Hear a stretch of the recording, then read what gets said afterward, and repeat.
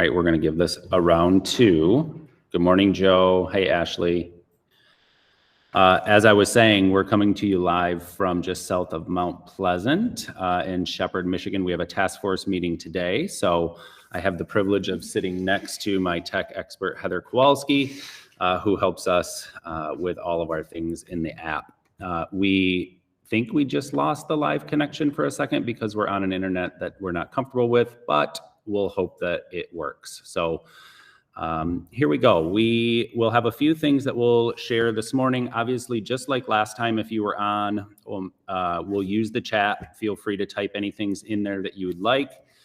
We will have a chance for question and answer at the end if there's any specific things that you would like us to speak to or at least think about going forward. The purpose of our updates is really about coherence so that everybody across the state at all levels of the system can hear the same messages and receive the same communication. We had great feedback from our last update, and so we're going to continue to offer them the third Friday of every month. And like we said in the first one, these are not going to be heavy lifts. We hope they're 10 to 15 minutes long, just providing a little bit of information for everybody in the field and also create a space for some questions and answers.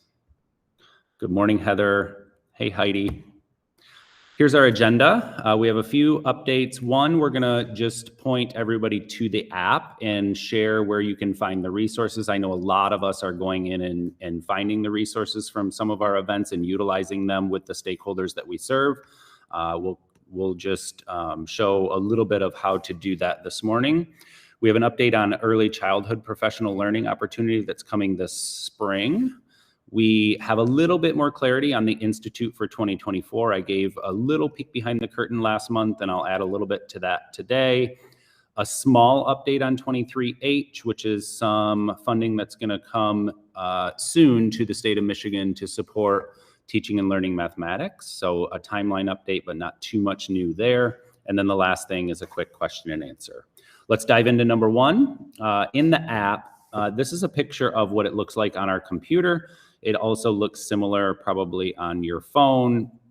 What we hope is that everybody has access to resources that they can use with their audiences. So if you work at the ISD level or the regional level, we hope you can utilize the resources that we have with the audiences that you support. If you're at the local district level, the same thing. A lot of times we have spaces in front of teachers and support their learning, and we think that the resources that we're creating can be useful for that. So in order to find them, when you're in the app, if you click Event Resources, it will take you to a screen that looks like this. And this list is all of the events that we've had up to this point. In each of those events, the resources for those events are linked in a Google Doc. So for example, for the Early Math Institute from last August, if we clicked on that one in 2023, it'll take you to a link that takes you to this document. Something to point out, especially for these breakout sessions from the Institute, we've had a lot of feedback that those sessions were well structured. Shout out to Sonia, who did a lot of the heavy lifting in putting the content together. But there are 4 sessions there with titles that you can read to kind of see which one might fit your audience. Heather, who I just had on the screen a second ago, organized these in a beautiful way for us to access. So one, you can just see a preview of the slides.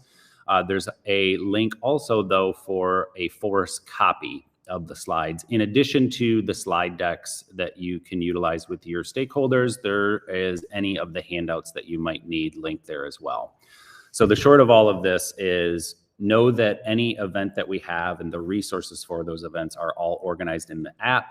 Click Event Resources, find the event, and you'll be able to have access to the resources. Good morning, Michelle. Next up on our agenda is the Early Childhood Train the Trainer. So this is something new that we've been working on behind the scenes. Thanks to Katie Danks, who's helping us pull together all of the detail. We do want to offer for our early childhood or pre-K friends that June 10th and 11th, we will have a Train the Trainer around the essentials. So if you're in that world, you know that the literacy group has done something similar, and this is now us with the math group starting to offer some resources in terms of a Train the Trainer for our early childhood friends. So June 10th and 11th, hold that on your calendar. There will be a face-to-face at the Kellogg Center in Lansing and also a remote option in the UP at Marquette Alger.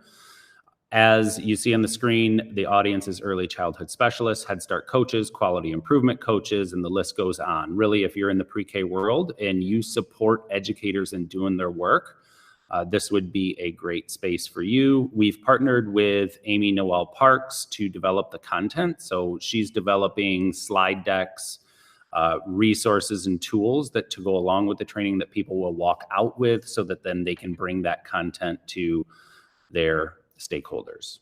So June 10th and 11th, hold the date if you're interested in joining the pre-K Train the Trainer. That flyer that you see there is drafty, so I don't have the link for it yet. There's a couple minor changes that we're going to make on it, but once we have it, we'll be sending that out to the field.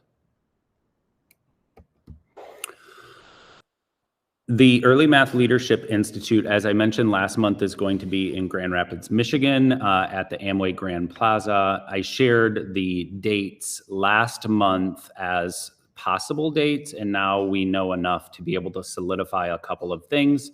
August 5th and 6th will be full days for the Early Math Leadership Institute. The 7th will be a half day in the morning. We are not written in stone yet, but here's our general plan. On the 5th, we'll have a morning whole group where we'll be talking about the essential instructional practices for early mathematics and have breakouts in the afternoon. That's a structure that we're relatively familiar with. On the 6th, we're going to think really creatively and see if we might be able to pull together practices in math and literacy. So what is the overlap of our essential instructional practices for math and literacy? And might our researchers be able to connect those two sets of practices and help us understand that level of instruction? So those will focus on the instructional practices and also the organizational practices. So that's the 6th, and we'll probably have quite a few literacy friends join us on the 6th. And then the 7th, we have morning breakouts where we'll have some more opportunity to have some choice. So these, like I said, are not written in stone yet. This is kind of our penciled in plan, but I think the dates are solid now. So be sure to hold those, the 5th, the 6th, and the morning of the 7th in Grand Rapids, Michigan. More details to come. Obviously, we have ISD leadership teams who are always on the invite list, and we hope this year to also open it up a little bit wider to local district leadership teams as well. Stay tuned, more to come. This is a slide we used last month as well. As you all know, 23H is $25 million coming soon to the state of Michigan to support the teaching and learning of mathematics. There are 4 sections that this set of funding will be broken into, each of those 4 being competitive grants. The only new update since last month at this point is the release date has now been pushed to about mid-December. So what we're projecting is that prior to a holiday break in December, we'll have some information released where we'll have the criteria and the rubrics. And normally the turnaround for once it's released is about 4 to 6 weeks. So that's going to put us maybe at the beginning of February for some language to be due and the applications to be due. It's important to note that we've been working with leadership groups across the state on system development and what that might look like for us to create a consortium, especially around number 1. So stay tuned on that. Numbers 2, 3, and 4 are also competitive grants. Numbers 2 and 3 are the pre-K 5 world. Number 4 is secondary world. We are, in addition to thinking about consortiums, also drafting some language that could be picked up by the field for especially 2 and 3. Like what's some language or some structures we want to incorporate in an application for high quality instructional materials or math recovery specialists. So know that you all are probably starting to think about this and know that the task force, GELN, and some other groups are working to create some clarity and support everybody in this process. So again, our next update, which will be on the last slide, is coming mid-December. I think it's the 14th or 17th. And hopefully at that point, we'll be able to spend most of our update on 23H because we'll have more information. That is all of the new content in terms of our update, but I'll just keep an eye on chat here for a minute and see if there's anything that might be helpful for anybody on the call. So feel free to use the chat. Any questions, any comments, anything else before we head off to a lovely Friday and the last day of the week.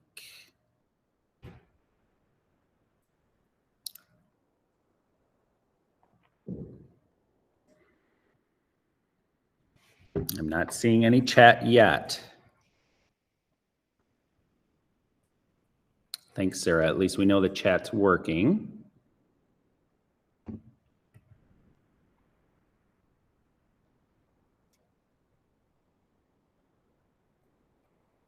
Thanks, Michelle, Heidi.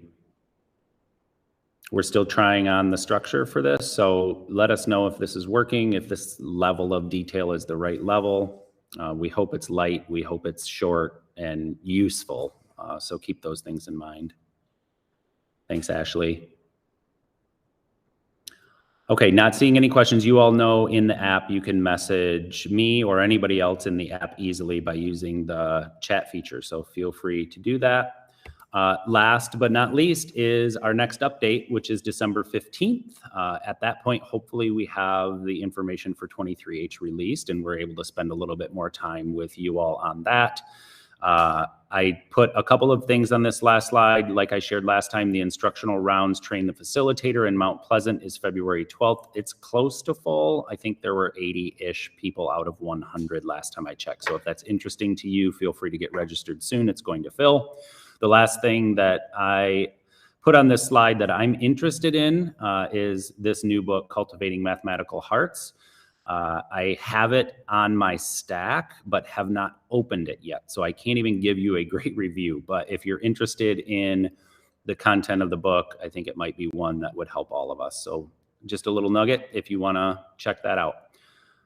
Without further ado, I hope you all have a great Friday. Enjoy the day. And if we don't connect prior to next week, have a great Thanksgiving. Spend some time with family, friends, and eat some good food. Bye, all.